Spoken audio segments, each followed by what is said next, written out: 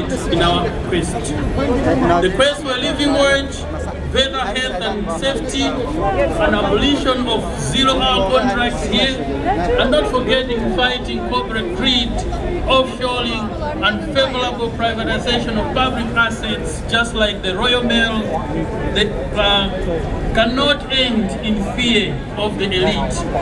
We must soldier on, be it in trials and tribulations, but we must ensure that ours is victory alone. And we can only achieve this if we remain united. As we make historical progress here, we appeal to you to not to turn your blind eye to Africa and Malawi in particular. Malawian unions and the people sincerely appreciate the cooperation that has existed between the British people and them since 1964. Special mention should also be made to Lord McConnell for the individual leadership skills he has demonstrated in supporting the cause of the Malawian people. This year we turn 50 years and we invite you all to come to Malawi. While there may be little to show for the past 50 years that we are attending due to issues of corruption, lack of basic necessities, illiterate levels, poor infrastructure, and politicization of national development, we in the labor movement remain resolute and determined that we will influence appropriate change in Malawi.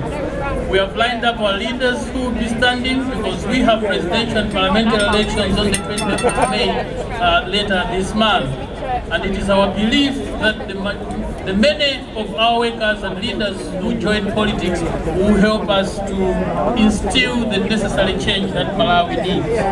However, we cannot do this by ourselves. Our country has depended more on the support from the British and Scots, and it is equally important that we appeal and humbly appeal to you unions here to share and cooperate with Malawian trade unions. Remember, it is our belief that if you are able to fight the oppressive employers here, defeat the multinationals here, the only thing they can do is to go to countries where there is weak unionization. And it is only in the network solidarity that we can continue to track them and tackle them wherever they flock to. Comrades, ladies and gentlemen, today is a special day of celebrations where we sit down, look back and reflect on the success that we have made.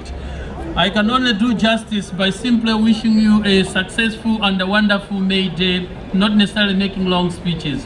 I wish you once again a successful and prosperous May Day 2014. Amandra! Amandra!